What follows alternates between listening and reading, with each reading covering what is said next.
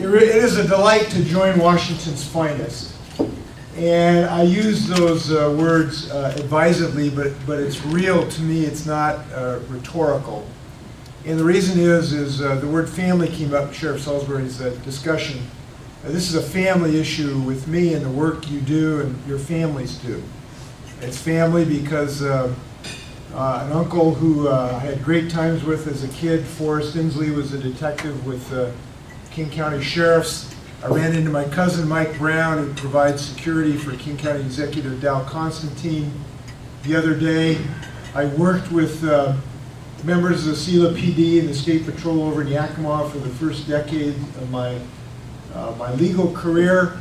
I've enjoyed working with some great leaders now in your community. Representative Brad Clibbert, who from Tri-Cities, who's done great work in the legislature for your community, and I work closely getting this impaired driver legislation through. And now Trudy and I enjoy the protection of a great group of men and women from the Washington State Patrol who take care of us and protect us.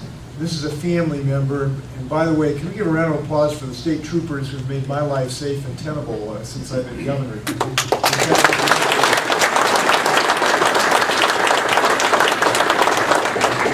The death threats against the governor has gone down 32% since they've been on job. Thanks a lot for your work. And we know every day you get up and all your colleagues get up and go to work. It's public service at its finest because you're putting it all on the line for the public. And we know what that means in the tragedy when we lost Trooper Sean O'Connell a few months ago. We know what it means. And I just want to thank you and your families every day. And if you ever get a chance, you're talking to one of your members who might be down, tell them you got a governor who wants to watch their back. And I intend to do that. And if you find a way for me to help you do that, you let me know, because I want to help out. I thought I would talk about where we are in the state right now in our mutual pursuit for public safety. And I want to talk about something that I'm very pleased about this year, that we've been able to move a significant step forward in my belief in something that's been a long, long passion of mine. I started my career prosecuting drunk drivers over in SELA and spent a couple decades doing it.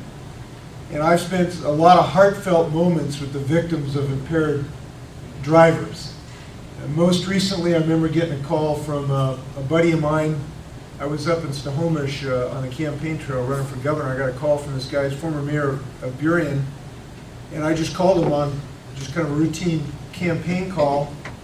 I said, "How you doing?" And he said, "My heart is broken. I just lost my daughter. A drunk driver just drove up on a sidewalk and ran over a student in college." And the pain in that guy's voice is something I will never forget. And I think all of us can appreciate that. And I don't want other fathers and mothers to have to hear that and that kind of loss.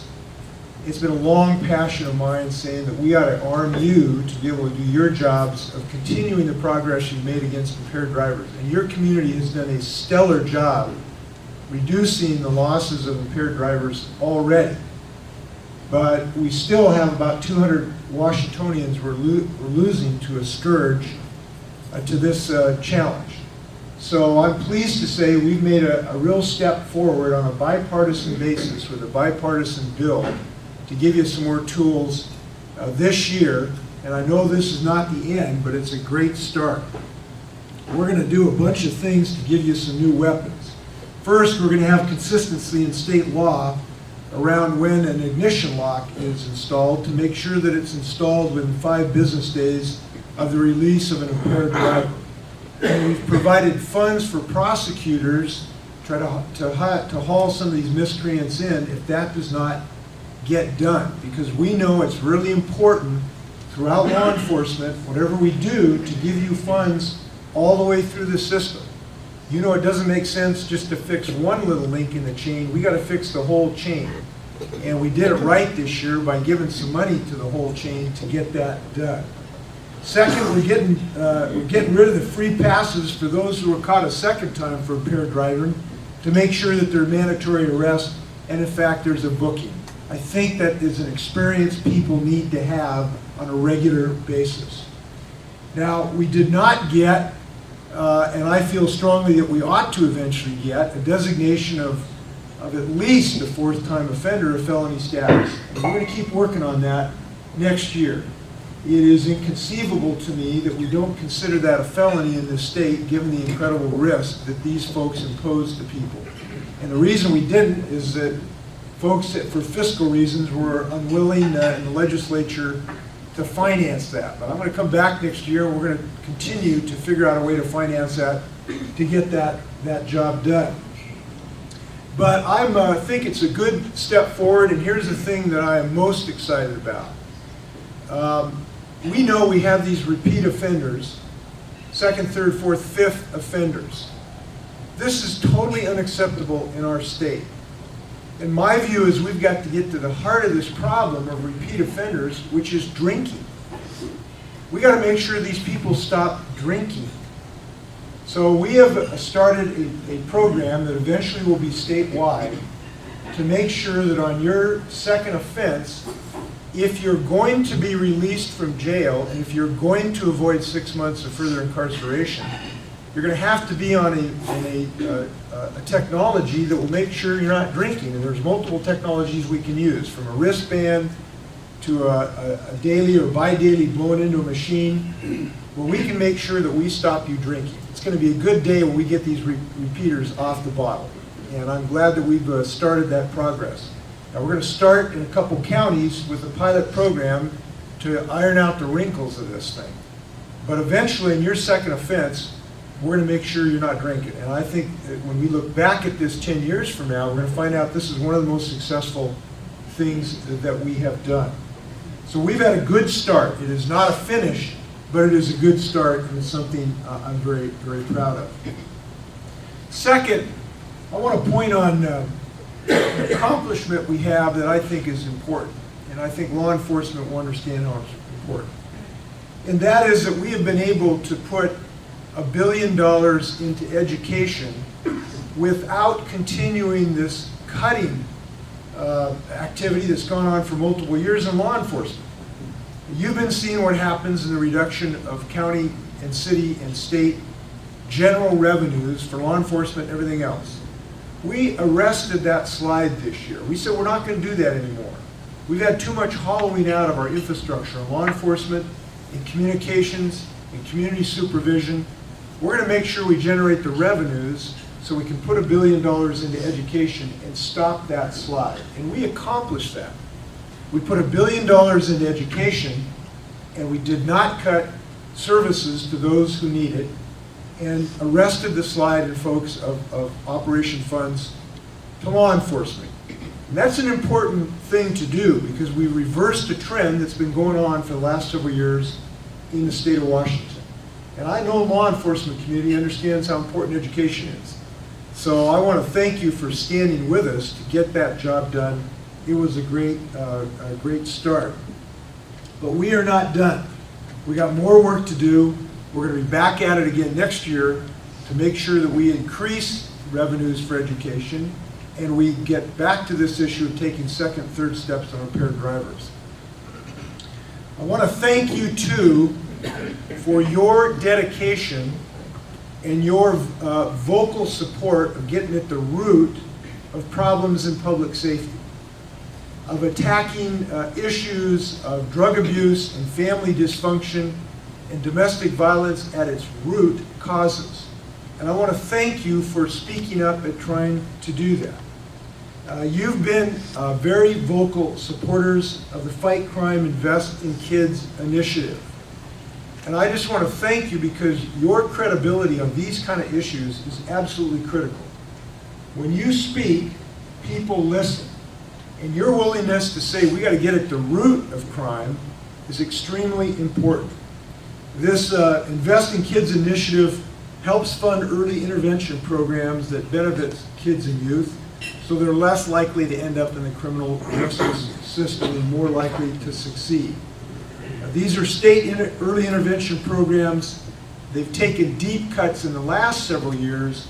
We've stopped that. We've arrested that slide, and now we're going to get back in the business of building our communities.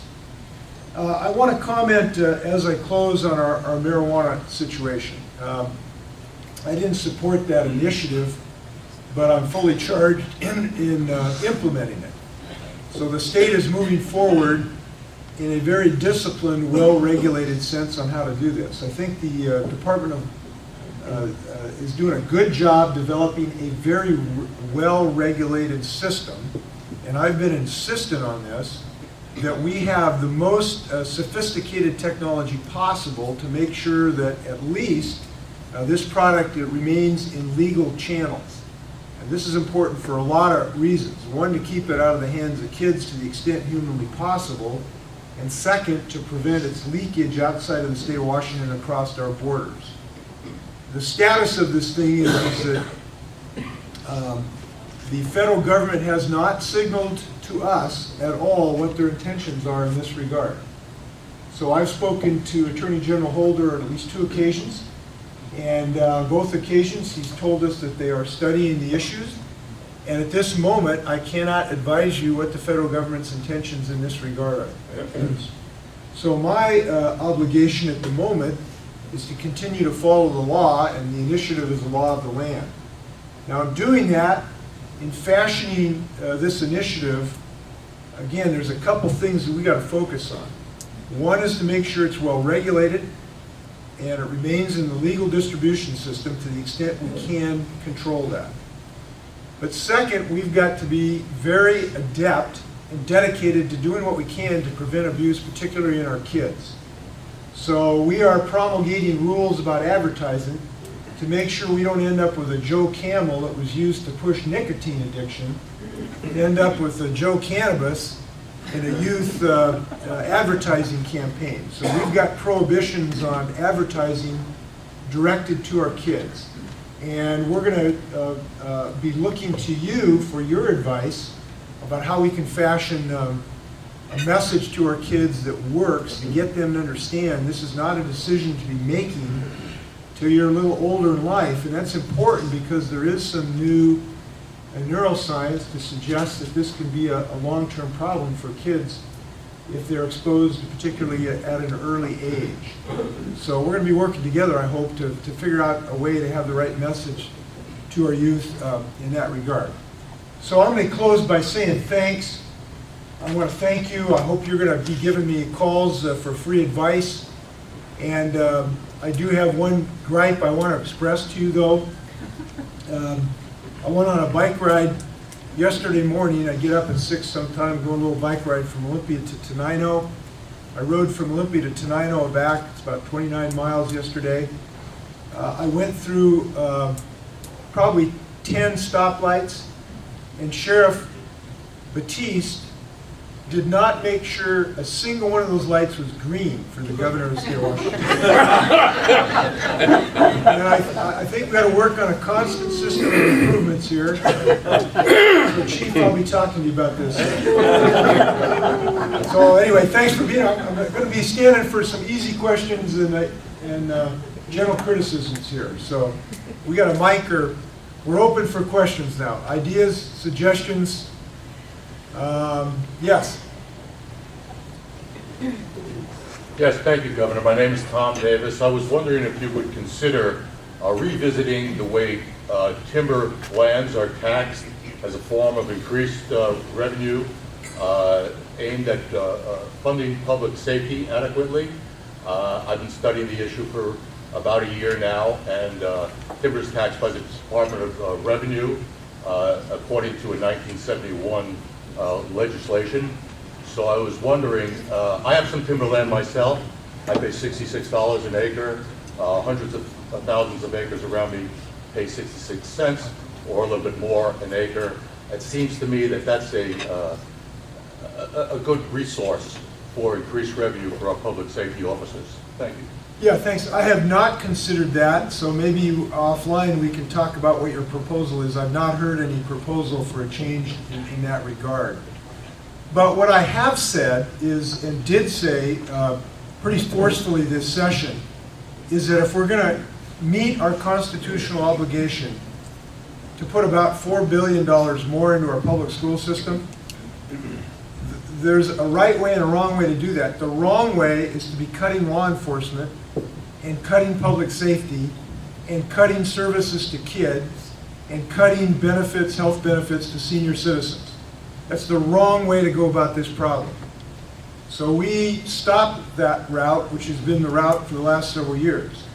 The right way to generate that money is to close some of the tax loopholes that have existed for years that are not generating jobs in this state. So I propose closing a number of tax loopholes to generate revenues to put into schools. We were successful in dealing with a couple of those. One involving the estate tax, one involving some phone service and the like. But we didn't do enough, frankly, because we've got about $3 billion more to go. We've made a down payment on the $4 billion, so we've done the first billion, but there's about $3 billion to go.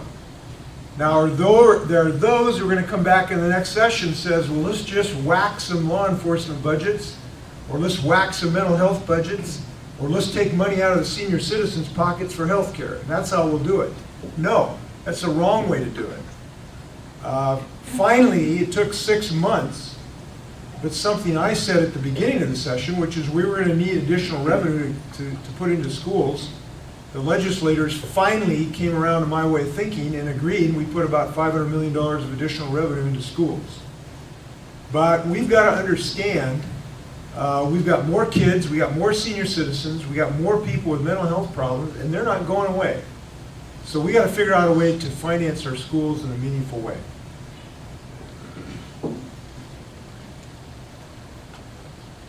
Questions? Yes? With the legalization of recreational marijuana, we've seen yet a second problem. And that the problem is that we've had individual companies within Mason County that will allow convicted felons to work, but the convicted felons and their other population, because they have this recreational marijuana use that they can have, fail the drug test. So bottom line, the employer is not getting the workforce that he needs because of the use of that recreational marijuana.